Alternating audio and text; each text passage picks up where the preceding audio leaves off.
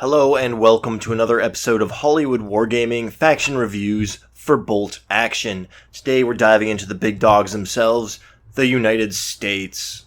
Now I think a lot of players are going to be drawn towards the US as a faction, not just because we're one of the forefront media producers of World War II content, but also because the Band of Brothers box set, which is more or less Warlord Games' intro set for Bolt Action, includes the United States as one of the factions. And without getting too far ahead of myself in this video, I have to say that I think the United States might be one of, if not the best faction in the game. And if you stick with me throughout this video, I'll explain why. Now, off the bat, you look at them and they might not seem like the most exciting faction on paper. You don't get anything like bomb dogs, Goliath tanks, King Tigers, KV-2s, or monstrosities of that sort. But when you actually learn how to play Bolt Action and kind of get a grip on the nitty-gritty of the rules overall, a lot of the US's shortcomings, especially when it comes to armor and unit diversity, might be a blessing in disguise. So, as always, this faction review is broken down into 4 parts. The first 2 being faction traits and unit variety, weighing the most, and then the following 2 being flavor and balance. Now, faction traits is going to be 0 to 20 scale, with 4 faction traits, each ranking at 0 to 5 points. Unit variety is going to be broken down into 4 parts, with infantry, support units, support vehicles, and tanks, each of those equaling up to 5 points to a maximum of 20. Flavor being 0 to 5 to see how well the rules for this faction represent the Army's stigma and history.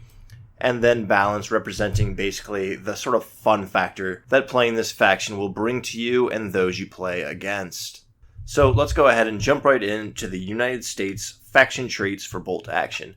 Now, I think these faction traits are fantastic, and I think it is really one of the strong points of the United States Army in Bolt Action.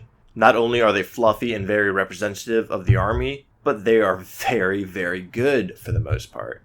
And at the top of the list we have Fire and Maneuver, an ability that allows your infantry to move and fire rifle weapons without suffering a -1 penalty to hit. And this faction trait is basically representative of a doctrine that emphasizes on mobility and firepower used together, and also the equipment used by the United States Army. They were one of the few nations at the time to employ semi-automatic rifles, and I think the only nation to have it as their standard weapon given to their basic infantry. I'm sure many of you remember playing Call of Duty 3 and just groaning when you were on the German team because you would have had to use a bolt action rifle rather than the semi-automatic. And as demonstrated in many simulations and games, having that increased rate of fire per infantryman greatly impacts the efficiency of a small arms unit. And with the fire and maneuver ability, bolt action is no exception for the United States Army. Hit modifiers are huge in this game. They play a huge part of the meta, and one of the most common modifiers that you're frequently going to be taking into consideration is the penalty for moving and shooting. The ability to negate that is absolutely phenomenal. Let's crunch some quick numbers real quick. Let's say your unit moves and fires at an enemy squad at long range and in soft cover. Now usually that's going to be 3 hit modifiers, -1 for moving, -1 for long range, and -1 for soft cover. You're going to be hitting your enemy on a 6-up. But if you are United States and you're firing those rifles, or your BARs, you're going to be hitting them on a 5-up, effectively doubling your chances to hit. Now on this channel we talk a lot about that, going from a 6-up to a 5-up hit, doubling your chances. And a lot of times people don't think a 5-up is that great. Look at Imperial Guard in 40k. But in a game like Bolt Action, where it's all about hit modifiers and placing pins on your enemies, that is a phenomenal upgrade. Let's look at the same scenario again, but your enemy being in heavy cover. That's going to be -1 for moving, -1 for long range, and then -2 for the heavy cover. You will effectively be hitting your enemy on a double 6 in that case, which is a 1 in 36 chance. If you're a United States player, you will be hitting your enemy on a flat 6, which again is a 1 in 6 chance. So you're improving your statistics from a 1 in 36 chance to a 1 in 6. And believe me, scenarios like this are not rare in Bolt Action. I used heavy cover there as an example, but people can take a down order whenever they want to get a -2 to hit. This sort of math comes up all the time in bolt action, and with US infantry, you're going to see them doing incrementally better every time they open fire. And if you know anything about statistics, you know that incremental increases in the odds pile up over time the more you roll those dice. And as someone who's played against the United States faction very frequently in bolt action, let me tell you, you will see their infantry outperform yours if they're in the hands of a skilled commander. And sure, there's going to be occasional situations, like if you're defending a position, where this isn't going to come in handy for your infantry, but overall, I think this is absolutely a 5 out of 5 faction trait. And if I had to choose one of the best national traits in the game of bolt action, I think I would definitely land on this one. It really is that good. And I think having your entire unit not suffer a -1 to hit when moving is better overall than having an extra dice from buzzsaw or the rapid fire drilling that the British have. And while we're on the topic of moving and firing, we're going to go ahead and skip right ahead to gyro stabilizers. Now, this was basically a sort of complex aiming device used on the American tanks in the Second World War that was intended to give them an advantage while firing on the move. I've heard conflicting information on this in real life, and from what I've mostly heard is that due to not having other supporting technology with the weapons, they were more or less useless, and experienced crews removed them from the turret to just give more space for the crew to operate. Though the flavor text and the bolt action rulebook kind of contradicts that philosophy. But this video isn't about that, and I'm sure you more historical-oriented players will have plenty to say in the comments section about gyro stabilizers in real life, and I fully encourage you to do so. But to sum up the gyro stabilizer rule, it basically allows your tank crews, when taken as veterans, to fire their main cannons on the move without suffering a -1 to hit. Now, this ability is absolutely phenomenal, because unlike infantry, tanks do not have that volume of dice to help levy statistics in their favor. They're very much a one-shot, one-kill sort of unit. They also lack maneuverability and mobility. While 18 inches is further than a normal unit, they cannot pivot and turn on a whim. You need to dedicate where they're going, and it does affect how the unit receives damage, especially on your Shermans that are going to have the thin sides rule. For most armies in bolt action, you really need to commit your tank to doing one thing at a time. Moving and shooting often isn't the best choice because you're not going to capitalize the maximum amount of movement, and you're not going to capitalize on the most amount of firepower. You're going to go from hitting on a 3+ to a 4+. And gyro stabilizers is a rule that definitely helps mitigate that dilemma.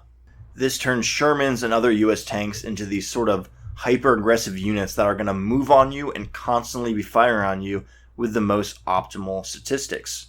Now, what really holds gyro stabilizers back from being a fantastic trait is that it can only be taken on veteran tank crews. And because of the way vehicles receive damage in this game, I don't think veteran tank crews get that much of an advantage compared to their infantry counterparts. Usually you find yourself paying 40 to 50% more points just for +1 to your morale. Yes, you can potentially ignore pins by weapons with lower firepower, but to be honest, most people don't run weapons that can't penetrate a medium tank in this game. So, like other national perks like Buzzsaw, you find yourself having to pay a tax to make use of this gyro stabilizer. That being said, the tax isn't completely useless, and arguably adds more of an incentive to pay those points. So I'm giving gyro stabilizers a solid 3. Not fantastic, but definitely nowhere near an abysmal national trait to have. After stabilizers, we have the modern communications trait. Again, a very, very strong ability for the United States that is both a good representation of historical tactics, equipment, and doctrine, and also a very powerful rule. Now, if you know your history, you know the United States entered the war pretty late in the game with an industrial powerhouse at their back and a very modernized and efficient fighting force, at least from the standpoint of logistics and equipment.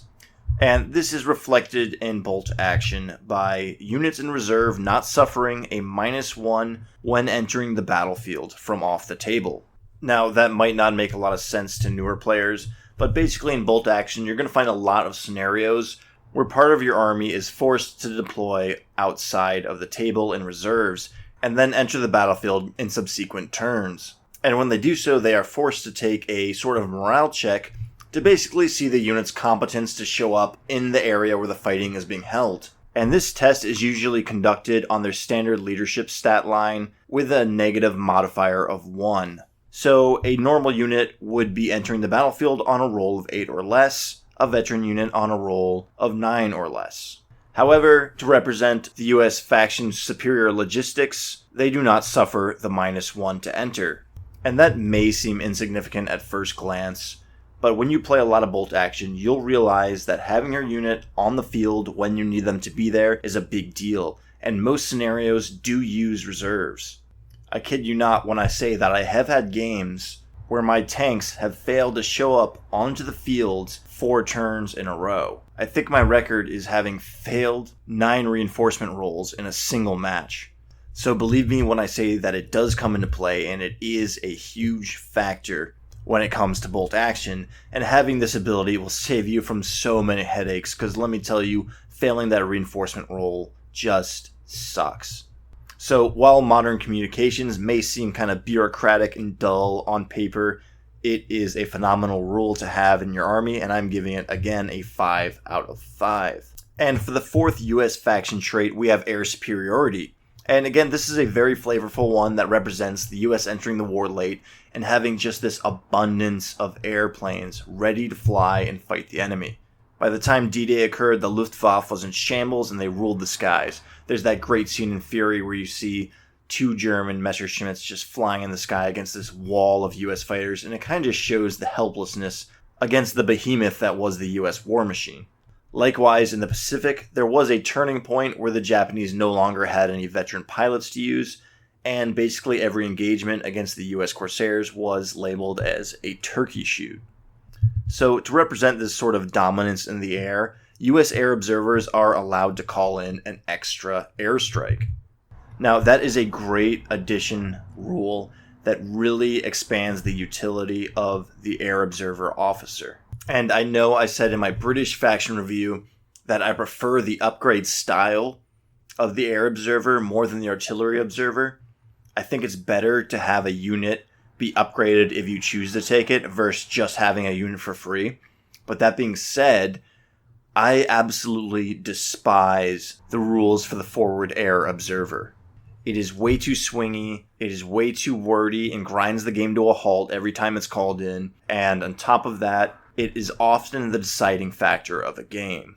Be it a rookie pilot that destroys your own best unit, or an airstrike that obliterates your enemy's tank and pins every unit nearby, they're just way too swingy to be any sort of fun, in my opinion. They feel as if the entire game often revolves around a role associated with a model that isn't even represented on the table. And from a wargamer standpoint, I think that is just the antithesis of why we play tabletop games and paint all these little miniatures. So while I think air superiority is a well-written rule itself, it is directly in tandem with one of, again, in my opinion, the worst rules in bolt action. I've played way too many games where one army is just fully squashed by an airstrike. And sometimes it is the US player themselves, again, with that rookie pilot. Because of that, I'm giving air superiority a 3. It has the chance to take a 75-point unit and turn it into a game-winning unit, easily. But at the same time, it's attached to a set of rules that I just cannot get behind. So with fire and maneuver and modern communications scoring 5, and air superiority and gyro stabilizers scoring 3s, the faction traits for the US would be at 16 out of 20. However, they do have some quote-unquote hidden faction traits, a bit like the Germans' assault rifles and Panzerschrecks. So off the bat, they have the Browning Automatic Rifle, or the BARs, and these are basically 30-inch rifles with 2 shots to them. Similarly to the assault rifles that the Germans have, this is going to be able to bump up the firepower on a lot of your infantry units. However, a good thing to consider about it is that it also meshes with the fire and maneuver national ability, meaning you're still getting that sort of assault ability that you get from assault rifles. Instead here, you're just sacrificing tough fighters for 6 inches more range, which let me tell you is definitely worth it. And you will see BARs show up a lot more than LMGs in United States armies. I think they're inevitably a core element to the US faction and their list building, and I'm giving that a plus 3 points to the US faction for the BARs alone. After that, the US is also one of the few factions in the game that is allowed to bend the typical platoon structure and take 3 MMGs in a platoon rather than just 1. Now, I know MMGs aren't that useful in bolt action, they're not a favored unit and they're a bit overcosted, but the ability to take them and pad out some of your activation dice is something that should be considered, especially when you take into the fact that the US has access to HMGs. Again, not meta, but the option to have these guys is going to net your faction plus 1 point. So with plus 3 points for the BARs and plus 1 point for the extra machine gun slots in your platoon structure, that's going to bump the United States up to a solid 20 out of 20 for their faction traits, and I think they've wholly earned that. The US has one of the most impressive playstyles in bolt action, in my opinion, and I will happily reward them with a perfect score in this category. But enough gushing over that, let's go ahead and take a look at their unit variety. Again, this is broken down into 4 sections: infantry, which is your basic infantry units; support units, which is things like special weapons teams, artillery, and larger non-small arms weapons that are still manned by infantry models. After that, we're going to have support vehicles, which again is transports, recce vehicles, wheeled vehicles, and things of the sort. And lastly, as always, is going to be the tank category. Each category will be worth a total of up to 5 points and tally up to a maximum of 20 for unit variety. So let's go ahead and jump in with infantry. Now, the US has about all the basic infantry you expect, from inexperienced all the way up to veterans, but they are definitely lacking in the green and inexperienced field, which isn't a huge ding on the points ranking, as inexperienced infantry in this game are pretty underwhelming. One thing that does really irk me about the US faction is that their paratroopers seem to be the only ones that don't get the stubborn special rule. That being said, you do get engineers and marines that get a great selection from equipment options, and then you also get rangers that have a pretty unique playstyle, being able to forward advance. You're going to get everything you need with these guys, although I think it is lacking some flavor here and there. But what really saves the infantry from scoring a 3 is the amount of equipment options that you can get on your veterans, just barely bumping the score up on the US infantry variety to a 4 out of 5. After that, we have support units, and the US is going to score a solid 5 out of 5 in this category. They have basically everything you're ever going to need from a support unit.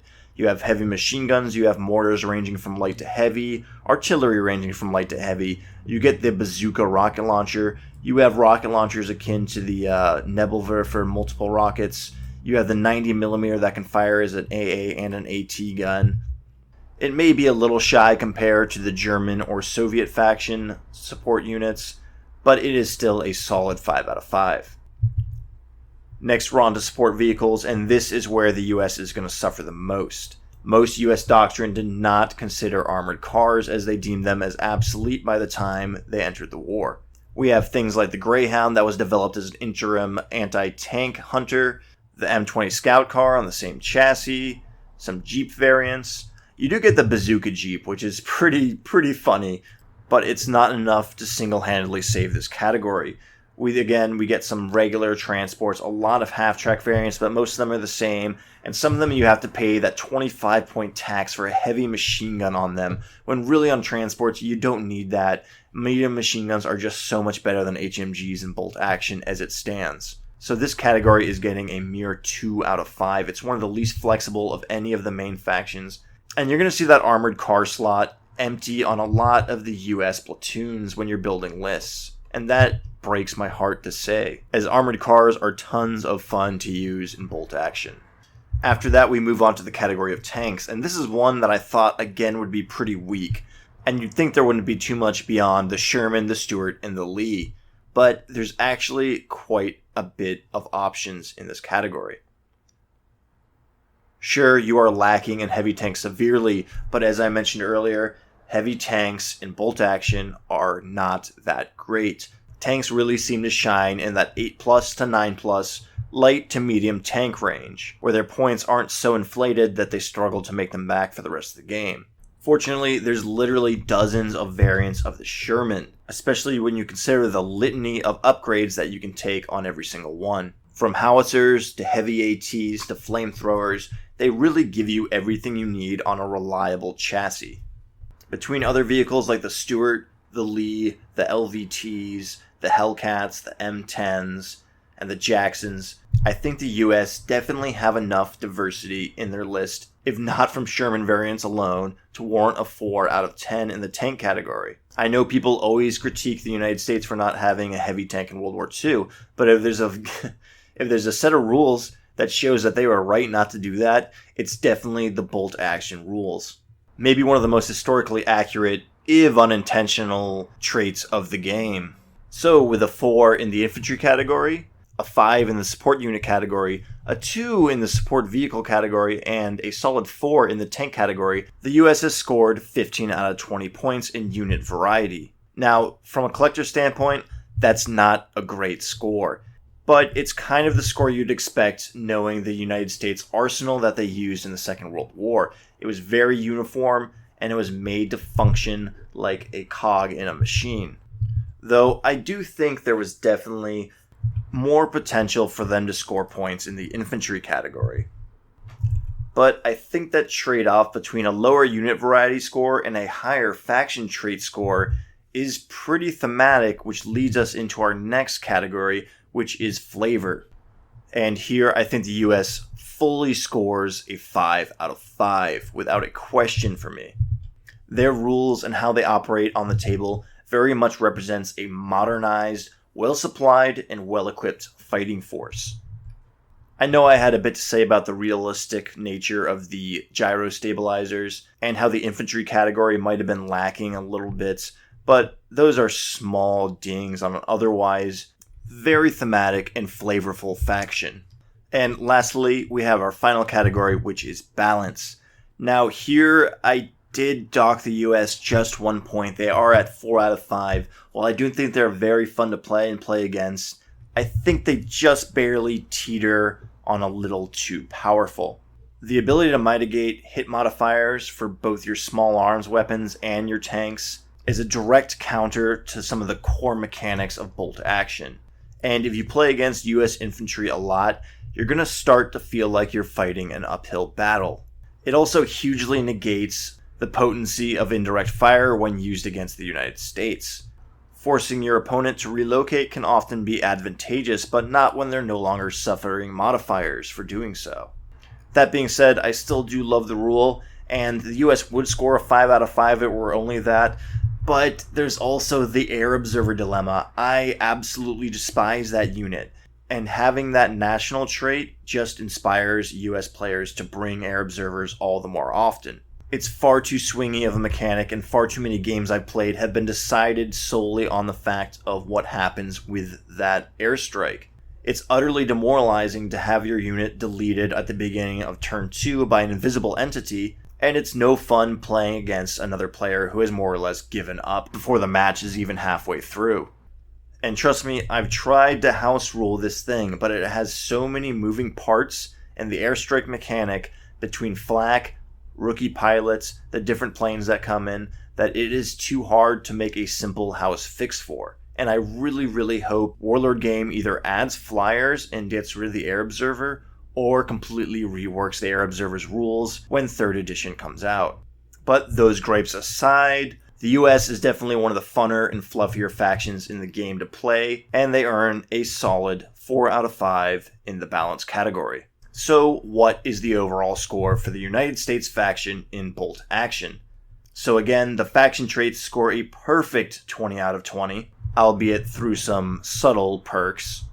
A slightly underwhelming 15 out of 20 for unit variety. A lovely 5 out of 5 for flavor, definitely a category that they fully earned. And a good 4 out of 5 on balance. Tally those together, and the US has a great score of 44. Now, look, no one's perfect, and I think if I were ever to rate a faction in bolt action, as 50 out of 50, it would be bias confirmation. As I said in my other videos, I think most of the main factions in Bolt Action are going to land in the mid-40s range, and 44 is not a bad score by any stretch of the imagination, lagging only 1 point behind the Germans, mainly due to the lack of unit diversity. But I have a strong feeling that when this series comes to a close, the US is going to be in the top 3 contenders, right alongside the Germans and another faction that I think I'm going to do next review. I'll give you a hint, they like vodka. Anyways, that's our faction review for the US Army in Bolt Action. If you like this video, consider giving us a like and leaving a comment. There's plenty of stuff we talked about here. Do you disagree with any of my rankings? Do you have anything to say about those gyro stabilizers? How do you guys feel about forward air observers? Let me know in the comments. If you want to see more videos like this, go ahead and hit subscribe and consider turning on notifications. Until next time, take care.